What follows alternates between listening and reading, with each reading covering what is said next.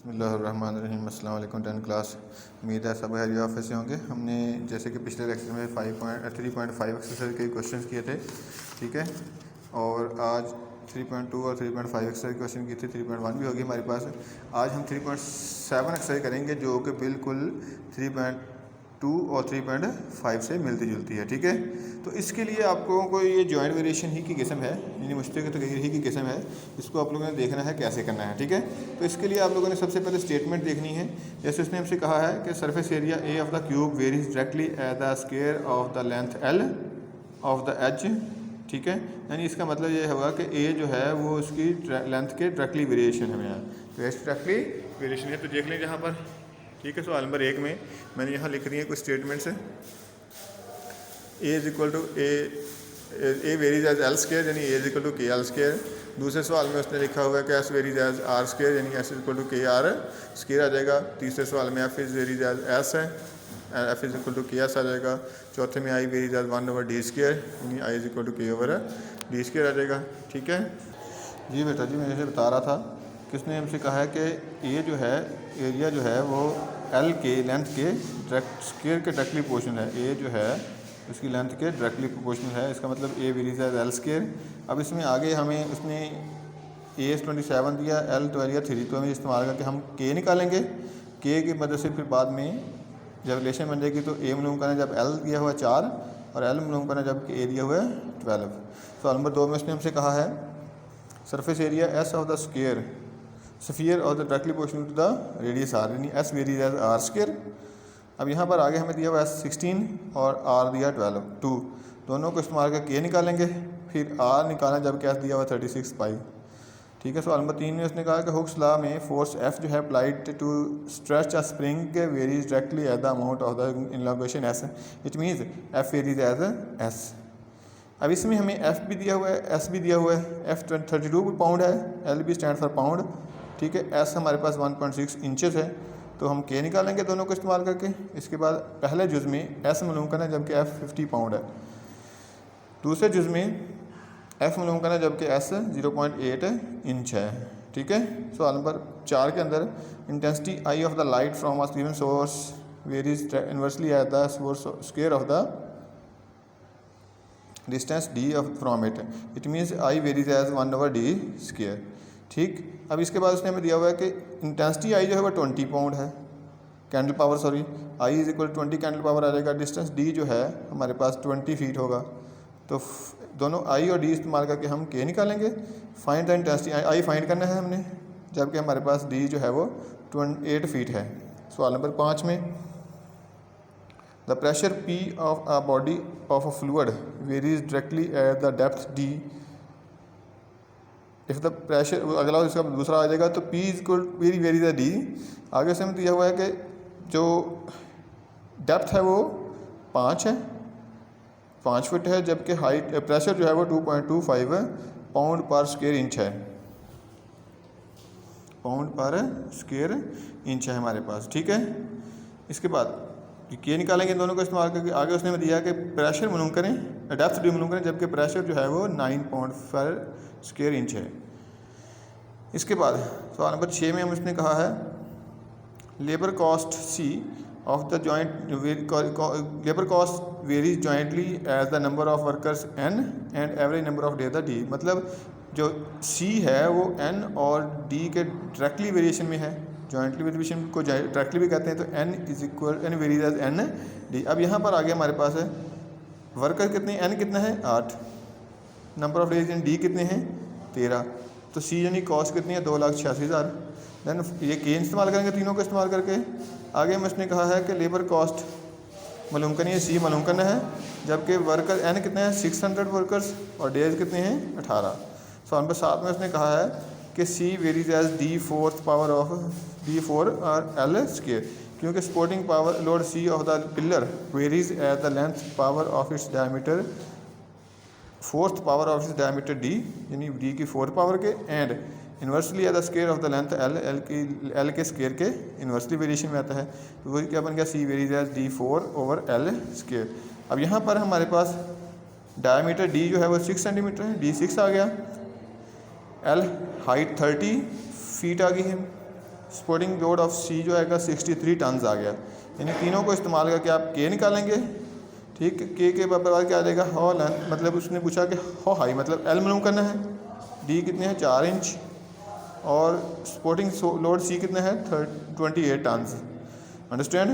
अब इसके बाद 8वें सवाल में the time t of the time d t required है हमारे पास to lift a weight of the very jointly as the weight डब्ल्यू एंड लिफ्टिंग डिफ डी। यानी और ये डायरेक्टली वेरिएशन आ जाएगा, और यूनिवर्सली में क्या आएगा, पावर ऑफ पिल मोटर की पावर, यानी टाइम जो है वो वेरी टी वायरिज करा डब्ल्यू डी ओवर पी के। अब यहाँ पर हमारे पास दिया हुआ है कि टाइम 25 सेकंड्स है, जो पावर है वो 5 हॉर्स पावर के बराबर है, और जो वेट है वो 500 पाउंड है, और जो डेप्थ है वो 40 फीट है। फिर आगे उसने पूछा पावर मालूम करें, व्हाट पावर। तो जो वेट है वो कितना है, 800 पाउंड, कितनी डेप्थ कितनी है, 120 फीट, और टाइम कितना है 40 सेकंड। तो पावर मालूम करनी है। इसके बाद सवाल नंबर 9 में उसने कहा है kinetic energy of the body varies jointly at the mass m of the body and the square of its velocity v, यानी K E is equal to M V square. अब यहाँ का पर आप लोगों ने के ई लिखना, अकेला के नहीं लिखना किनेटिक एनर्जी के लिए। क्यों?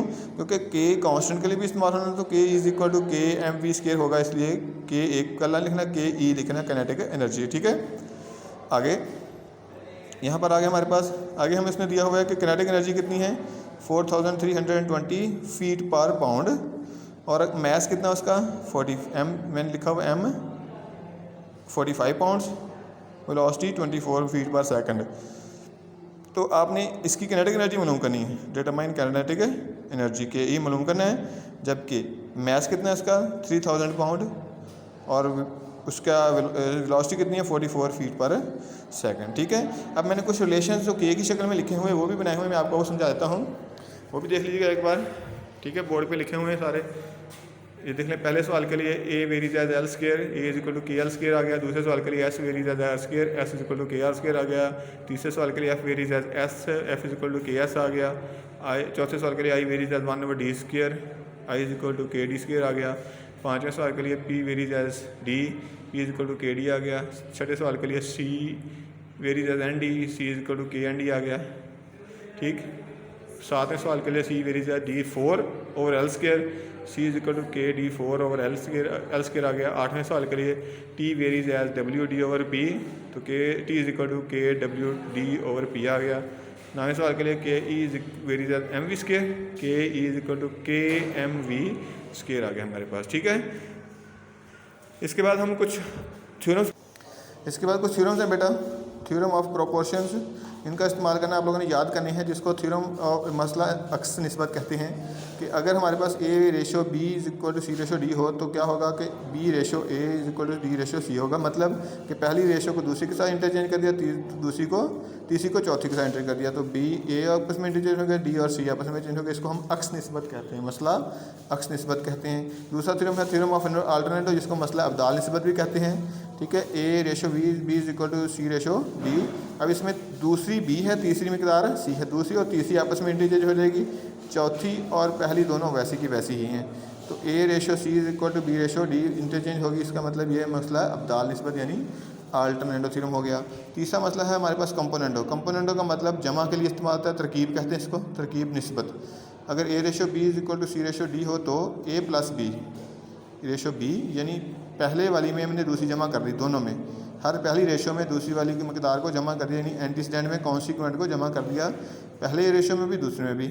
तो A plus B ratio B, C plus D ratio D. अगर इसको कॉन्सिक्वेंट में जमा कर दें एंटीस्टैंड को, तो A ratio A plus B, C ratio C plus D, यानी दोनों में जमा का रेशो का इस्तेमाल हुआ फार्मूला, तो इसको तरकीब निस्बत यानी कंपोनेंटो थ्योरम कहते हैं। अगर alternendo theorem invertendo theorem, dividendo theorem होता है दूसरा नस्ला तफसील निस्बत। तफसील में मतलब चाहते हैं हम तो माइनस के लिए इस्तेमाल करते हैं, कंपोनेंटो में जमा यानी कंपाउंडेंटो यानी तरकीब में जमा, डिविडेंडो यानी तफसील में तफरीक। A ratio B is equal to C ratio D में उसी तरह जैसे जमा था वैसा वहाँ हमने तफरीक लगा दिया, A ratio A minus B ratio B, C is equal to C minus D ratio D. इसी तरह दूसरे वाले में से अगर माइनस कर देते हैं, A ratio A minus B is equal to C ratio C minus इसके बाद आ गया था मेन इंपॉर्टेंट जो है वो कंपोनेंटो एंड डिविडेंडो थ्योरम, मसला तरकीब व तफसील निस्बत। इसमें जमा भी आती है, जैसे कि नाम से मैंने बताया तक कंपाउंड का मतलब जमा और डिवाइड का मतलब तफरीक, यानी तरकीब मतलब जमा करना, तफसील का मतलब तफरीक। दोनों को इकट्ठा कर दिया जाए कि A ratio B is equal to C ratio D हो तो A plus B is equal to A minus B, C plus D ratio C minus D, या इसको यूँ भी कह लें कि A minus B ratio A plus B, C minus D ratio C plus D. समझ आ गई? तो ये हमारे पास 5 लाज हैं, ये भी आप लोगों ने साथ साथ याद करने हैं, जिनको मैंने ब्रैकेट की शक्ल में, बटे की शक्ल में आगे लिख दिया हुआ है इधर। पहला रेशो जो है वो हमारे पास कंपोनेंटों के लिए इस्तेमाल हो रहा है, ए रेशो बी को बी माइनस बी और ए को इंटरचेंज कर देगा। दूसरा जो है मसला पहला जो इन्वर्टेंडो के लिए यानी अक्स के लिए, दूसरा अब्दाल के लिए, तीसरा कंपोनेंटों के लिए, ठीक है। चौथा जो है वो डिविडेंडो के लिए और पांचवा कंपोनेंटो और डिविडेंडो दोनों के लिए। कैसे इस्तेमाल हुआ देख लेंगे आप लोग, ठीक है। अल्लाह हाफिज़ बेटा।